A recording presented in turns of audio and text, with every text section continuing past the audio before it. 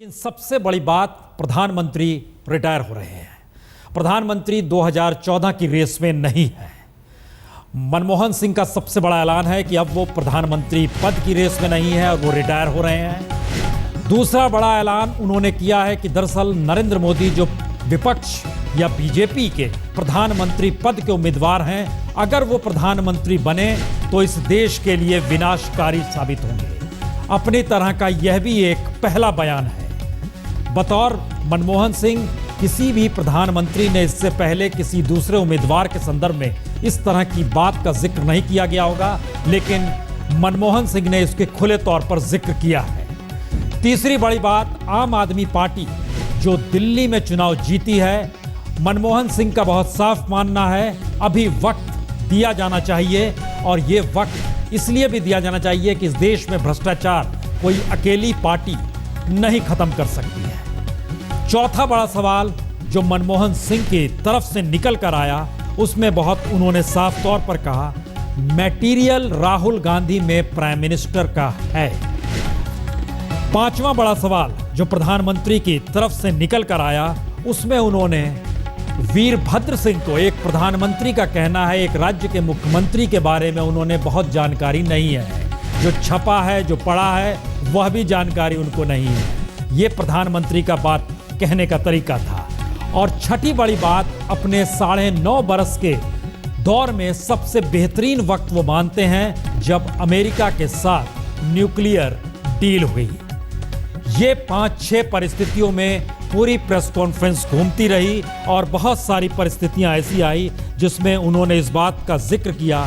अब 2014 के बाद वो क्या करेंगे उन्हें नहीं पता है। बीते 9.5 बरस में उन्होंने जो किया वो इतिहास तय करेगा, इतिहासकार उस पर लिखेंगे। ओम थानवी साहब, पूरी प्रेस कॉन्फ्रेंस के बाद आपकी क्या प्रतिक्रिया है? देखिए, उन्होंने कई बातें कही, लेकिन वास्तव में सचमुच जो एक रघुवीर साहब की कविता की पंक्ति है कि बोले तो बहुत पर कहा क्या, इतना बोलने के बाद में भी बहुत बात निकल के नहीं आई। जो बातें निकल के आई दो बड़ी, वो ये थी कि इतिहासकार तय करेंगे कि मैंने क्या किया। इस पर मुझे याद आता है कि महान क्रांतिकारी फिडेल कास्त्रो ने अदालत में कहा था कि इतिहास मुझको जो है माफ़ कर देगा, मुझे निर्दोष साबित करेगा। सवाल ये है कि वक्त जो है वो इतिहासकारों का इंतजार नहीं करता है। दूसरा, उन्होंने ये बात 4 बार कही कि इस पर मैंने अभी सोचा नहीं है, इसके बारे में मुझको मालूम नहीं है। मेरे ख्याल में एक प्रधानमंत्री को तैयारी करके आना चाहिए। वो ये बार बार कहते रहे कि मुझे इसके बारे में, बहुत सामान्य सवालों पर भी उन्होंने ये कहा कि इसके बारे में मैंने सोचा नहीं है। तो मुझे लगा कि पूरी तैयारी के साथ में वो नहीं आए थे। और कुछ मामलों में उन्होंने कहा कि मैं बोलता नहीं हूँ, इसकी सफाई उन्होंने दी कि मैं पार्टी के मंच पर बोलता हूँ, जबकि प्रधानमंत्री जो है उसको देश के मंच पर बोलने की भी दरकार होती है। लेकिन जहाँ पे सरकार और पार्टी का भेद है, सिखों के मामले में मुझे हैरानी है कि उन्होंने क्यों कहा कि मैं सरकार की तरफ से माफ़ी मांगता हूँ। वो कांग्रेस पार्टी का मामला था, वो सरकार की के ऊपर कभी आंच नहीं थी। पार्टी के जो लोग थे उन्होंने जो भी गुंडागर्दी की, जो भी उन्होंने किया, और पार्टी माफ़ी मांग चुकी है। लेकिन केंद्र सरकार जो है, जहाँ जहाँ पे आपको माफ़ी मांगनी चाहिए, जहाँ पे विफल रहे हैं, वहाँ तो उन्होंने कहा कि ये हमारे, जैसे इकोनॉमी के मामले में उन्होंने कहा कि और सरकारों की वजह से ऐसा हुआ है, तो वो तो उन्होंने दूसरों पर डाला। और इस मामले में उन्होंने ज़रूर कहा कि हम माफ़ी मांगते हैं। मेरा मानना है कि जो एक साफ गोई होनी चाहिए कुछ मामलों में, कि आप विदेश को हर वक्त नहीं दोष दे सकते कि उसकी वजह से आपकी अर्थव्यवस्था खराब हुई है, या और सरकारों की वजह से जो पहले हो चुकी हैं। 10 साल से आप सरकार चला रहे हैं और ये सफाई जो है किसी गले नहीं उतरती, और 84 के दंगों के बारे में आप केंद्र सरकार की तरफ से माफ़ी मांग रहे हैं। तो मुझे लगता है कि शुरू में मैंने कहा था कि मुझको बहुत उम्मीद नहीं है, तो मुझे लगा कि मैं जल्दबाजी कर रहा हूं, पहले मुझे सुन लेना चाहिए था। पर अब मुझको लगता है मुझे कोई पछतावा नहीं है। मुझको निराशा हुई कि इतना वक्त बिताने के बाद, इतने लोगों के इतने सवाल लेने के बाद, हालांकि कई सवाल तो नहीं आए, लोकपाल, CBI, जिसको लेके मैंने कहा कि हमारे यहाँ सुविधाजनक सवाल बहुत पूछे जाते हैं। फिर प्रेस कॉन्फ्रेंस में जिरह थोड़ी होती है, सवाल के बाद में आप दूसरा सवाल नहीं पूछ सकते हैं, आप संवाद नहीं कर सकते हैं। और जो भी हुआ, पर मेरा मानना यह है कि कोई बड़ी बात निकल के नहीं आई। और जो शुरू में मैंने कहा कि बोले बहुत पर कहा कुछ नहीं, छवि बरकरार रखी। लेकिन यह पहला मौका है कि प्रधानमंत्री ने कांग्रेस की तरफ से कौन होगा अगला प्रधानमंत्री, उसके लिए रास्ता साफ कर दिया है। खुले तौर पर कह दिया है, मैं 2014 की रेस से बाहर हूं और जो भी प्रधानमंत्री पद, जो भी ऐलान होगा, जिस भी वक्त होगा, वो अब सामने आ सकता है। यानी प्रधानमंत्री रिटायर हो रहे हैं 2014 में, और 2014 शुरू चला है। 3-4 महीने का वक्त प्रधानमंत्री के पास है, लेकिन प्रधानमंत्री ने किस तरीके से अपने रिटायरमेंट का जिक्र किया है, जरा एक बार पहले यह सुन लीजिए। In a few months' time, after the general election, I will hand the baton over to a new Prime Minister. I hope it will be a UPA chosen Prime Minister, and our party will work to that end in the campaign for the general election.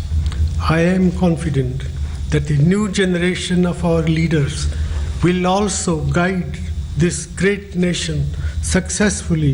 सबसे बड़ी बात यह है कि प्रधानमंत्री पद के उम्मीदवार नरेंद्र मोदी अगर वाकई प्रधानमंत्री हो गए तो विनाशकारी साबित होंगे। धर्मेंद्र प्रधान जी, क्या प्रतिक्रिया है बीजेपी की? निश्चित पराजय को सामने देखते हुए घबराहट की ये बयान है। कोई बयान में नयापन नहीं है। राहुल गांधी जी को उनकी पार्टी में जब 17 तारीख को उनकी घोषणा होगी, उस दिन कोई विवाद ना हो। मनमोहन सिंह जी की क्या होगा, इसी के पहले मनमोहन सिंह जी ने अपना रास्ता साफ किया है, अपना स्टैंड साफ किया है। इसमें ये कोई लाचारी बयान है, ये कोई उसमें जो मूल विषय है देश के सामने, उसमें कोई समाधान प्रधानमंत्री जी से नहीं मिल रहा है। अहमदाबाद की सड़क पे कत्लेआम हुआ, इसका जिक्र प्रधानमंत्री मनमोहन सिंह ने करते हुए कहा है कि कैसे वो विनाशकारी साबित होंगे। इसलिए हम आपसे प्रतिक्रिया जानना चाह रहे हैं। देखिए पुण्य प्रश्न जी, उनकी पार्टी की अध्यक्षा मौत की सौदागर जैसे एक अपशब्द लगा के मोदी जी को जलील करने के लिए अपचेष्टा किया है। प्रधानमंत्री जी को मुंह की खाना पड़ेगा।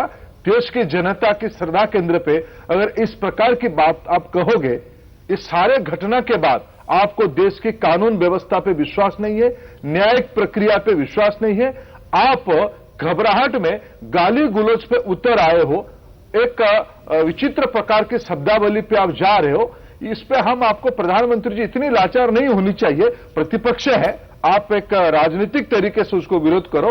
मौत की सौदागर की उत्तर उन दिनों में गुजरात की जनता दिया था, अभी देश की जनता इस अपशब्द का जवाब देने वाला है।